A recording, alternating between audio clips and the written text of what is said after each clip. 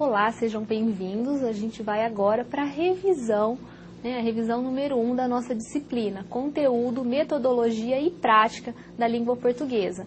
Nessa nossa revisão, a gente vai então retomar as principais discussões, os pontos chaves que a gente vem discutindo e refletindo ao decorrer dessa nossa disciplina. Então, nós iniciamos a nossa disciplina refletindo aí sobre a linguagem. O que vem a ser a linguagem, O primeiro entendimento que a gente deve ter quando a gente pensa no ensino de língua portuguesa. É compreender o que é a linguagem, o que é a língua. Então, a gente pode pensar aí na linguagem, enquanto todo o processo de comunicação e de interação.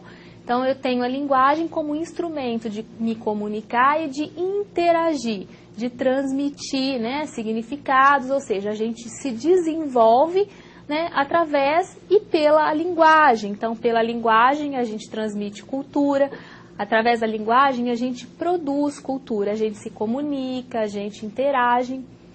E a língua, O que vem a ser a língua? A língua é uma linguagem. A língua, ela é um conjunto estruturado de signos linguísticos, que a gente utiliza, então, é comum a um grupo social, a um grupo linguístico, e a gente faz uso desses signos, desses códigos linguísticos para nos comunicarmos, para interagirmos. Então, a gente tem a linguagem aí como um processo mais amplo, que tem possibilidades diversas, de manifestação. Nós temos diferentes linguagens e a língua é uma dessas linguagens. No nosso caso, a língua portuguesa, o que permite que eu fale, que vocês me entendam e que a gente então possa interagir, que a gente possa se entender, é que nós fazemos parte de um mesmo grupo, de uma mesma comunidade linguística, porque tanto eu quanto vocês dominam a língua portuguesa. Então, a gente faz parte, a gente conhece os mesmos códigos, os mesmos signos linguísticos. Então, é por isso que a gente consegue se comunicar e interagir.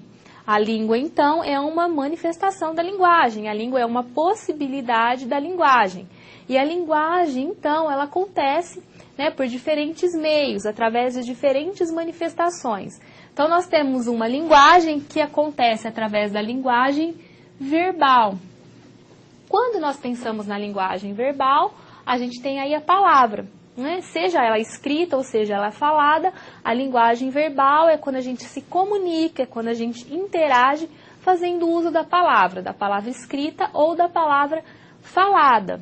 Só que para a gente se comunicar e para interagir, a gente não faz uso somente da palavra, não só palavra escrita como da palavra falada. Existem outras possibilidades para a gente se comunicar, para a gente interagir. Então, a gente pensa aí nos gestos, nas figuras, nos sinais, nos símbolos. A gente tem a língua de sinais, que é uma língua específica de uma comunidade linguística que faz uso dessa língua para se comunicar. Então, a gente tem diversas outras possibilidades de interagir, de se comunicar. Então, a gente tem aí a linguagem que não utiliza só a palavra escrita e a palavra falada. Então, é a linguagem não verbal. E essa linguagem não verbal, ela utiliza um tipo de código diferente da palavra.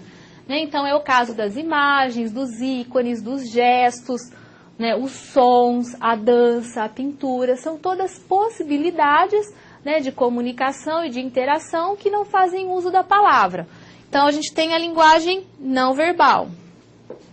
Outros conceitos importantes que a gente discutiu nessa nossa disciplina e que são importantes porque tem uma relação direta, uma relação estreita com o ensino da língua portuguesa, são as concepções de linguagem, ou seja, a maneira através da qual nós compreendemos a linguagem, o entendimento que nós temos acerca da linguagem, determina a maneira como nós vamos conduzir, como nós vamos nortear o ensino da língua portuguesa.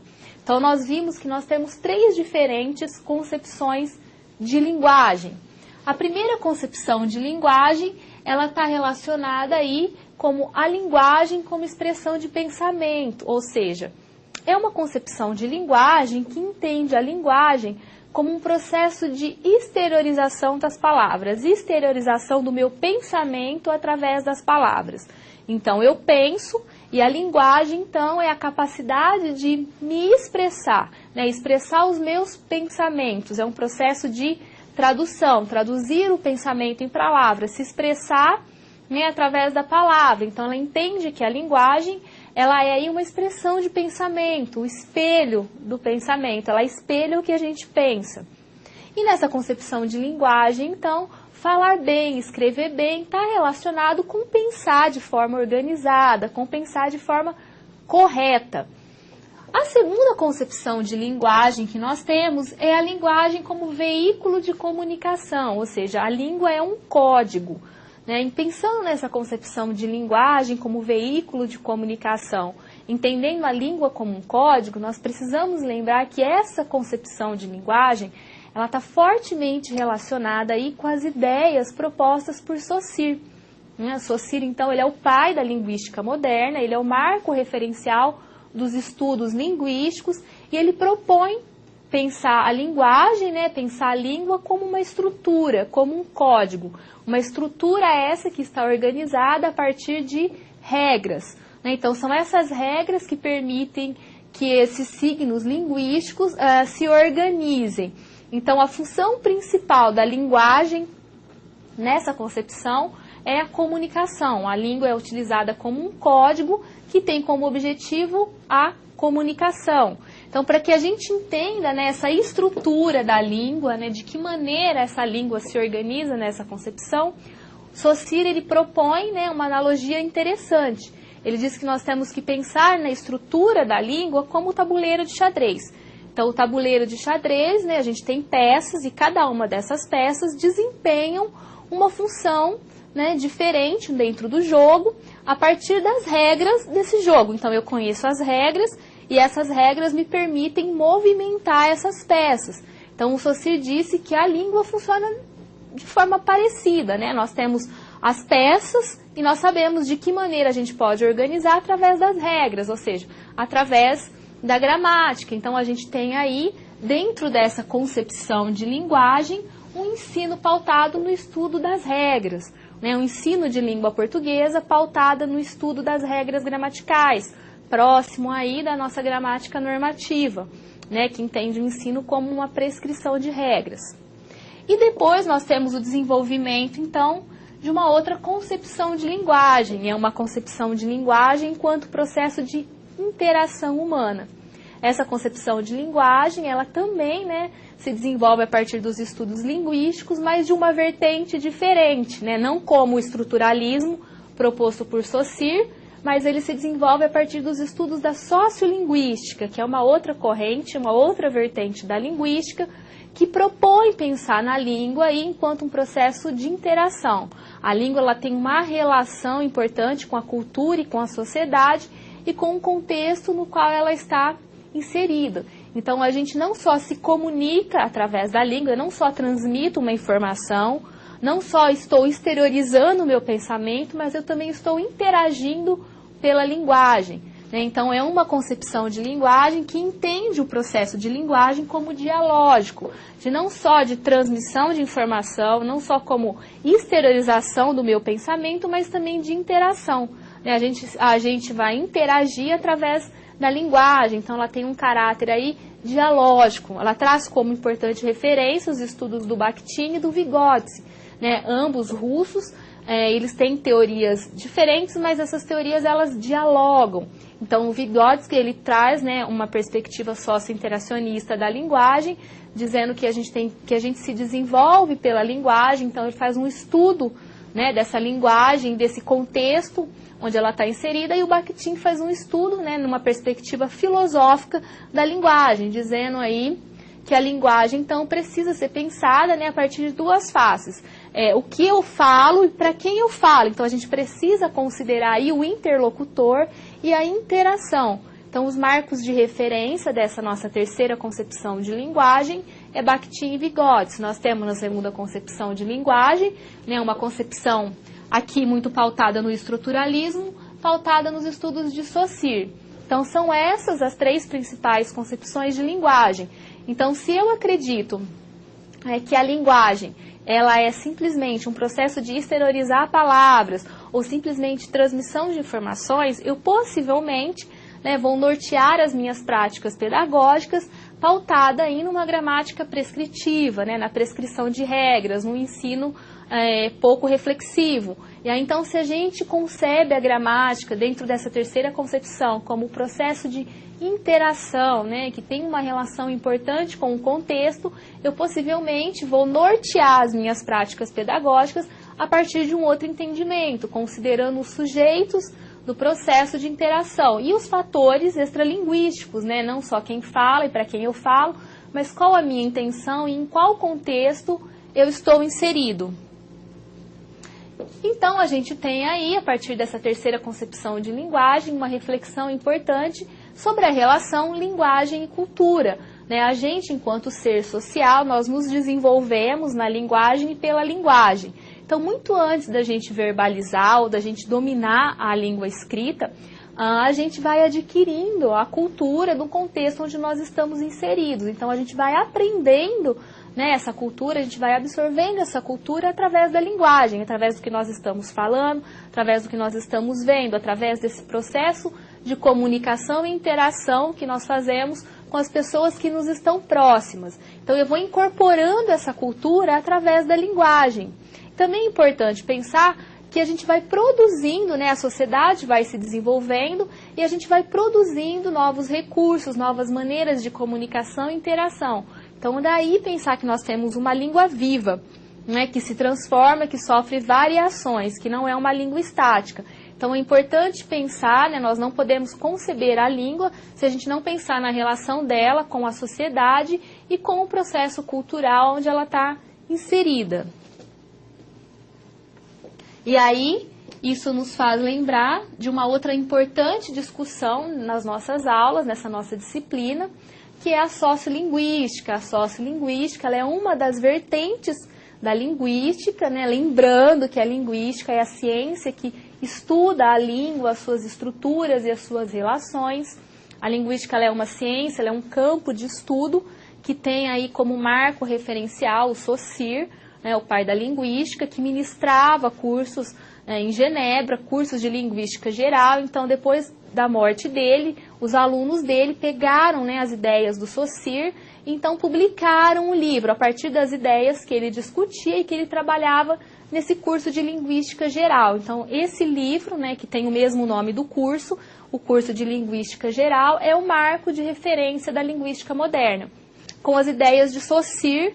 E aí é onde nós temos uma das primeiras correntes teóricas da linguística, que é o estruturalismo, que concebe e entende a língua como um código, como um sistema fechado. E depois, então, nós temos outros estudos linguísticos que se desenvolvem, entre eles a sociolinguística. A sociolinguística ela é muito importante, né? Ela traz uma contribuição importante para o ensino da língua portuguesa, porque ela diz para a gente que não há uma língua portuguesa, há línguas em português.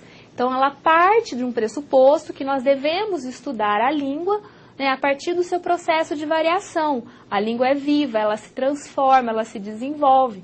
Né? Se a sociedade muda, se o homem muda, se os contextos mudam, né, as maneiras de utilização dessa língua, ela também vai sofrendo adequações, né, e transformações. Então, é preciso considerar esse contexto de uso da língua, e é isso que se propõe os estudos da sociolinguística. É observar, né, a maneira que essa língua é utilizada no real, no cotidiano, no dia a dia.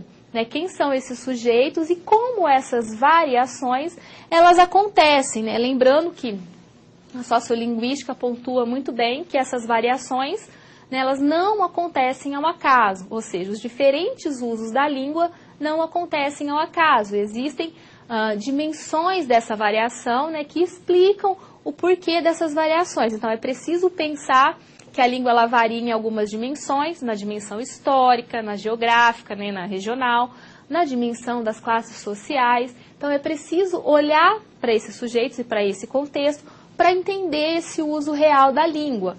Então, a língua ela não é homogênea, né, e a nossa sociedade, então, ela tem grupos diferentes. E se ela tem grupos diferentes, heterogêneos, nós temos usos diferentes, né, dessa língua. Então, a gente tem uma sociedade, a gente vive, são várias classes sociais, com indivíduos com diferentes níveis de escolaridades, pessoas inseridas geograficamente em contextos distintos.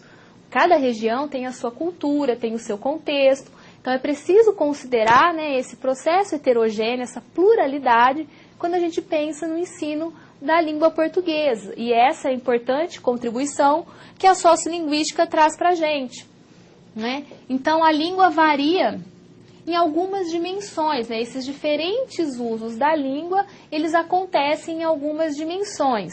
Então, ela varia aí na dimensão geográfica ou regional, que é isso que a gente acabou de discutir, né? Nós precisamos entender que nós estamos inseridos num país que tem várias regiões, e essas regiões têm as suas culturas próprias, e se esses sujeitos estão inseridos nesse contexto, eles vão, então, através da linguagem, né, produzir e incorporar essa cultura. Então, eu tenho um uso, né, que difere de região para região. Nós temos aí também uma variação que acontece na dimensão social. Ou seja, o que é essa dimensão social? A gente pensa aí nas diferentes, né, nos diferentes grupos etários. A gente tem jovens, crianças, adultos, idosos, e cada um desses grupos etários, né, utiliza a língua ao seu próprio modo, então faz um uso diferente da língua. Nós temos também a questão do sexo, do gênero, né? Homens e mulheres tendem a fazer um uso diferente da língua. Às vezes, para dizer uma mesma coisa, eles se manifestam, eles fazem um uso diferente. Então, se eu quero dizer que eu comprei uma blusinha nova, eu vou falar, comprei uma blusinha linda, chiquérrima. Né? Aí, se o meu marido vai conversar com um amigo dele, vai dizer a mesma coisa, que ele comprou uma camisa, ele vai dizer, cara, comprei uma camisa bacana. Então, a gente fala a mesma coisa, né, fazendo um uso diferente da língua. E isso está relacionado exatamente com essa dimensão social. Né? Também a gente pensa aí nas profissões. Os grupos profissionais fazem uso diferente da língua. A língua também varia, né, com relação a essa questão social das profissões. Então, o clássico exemplo disso, né, são os médicos, que têm uma linguagem técnica muito específica. Mas nós também, enquanto professores, usamos, né, a nossa linguagem aí pedagógica. Nós temos os advogados com uma linguagem jurídica.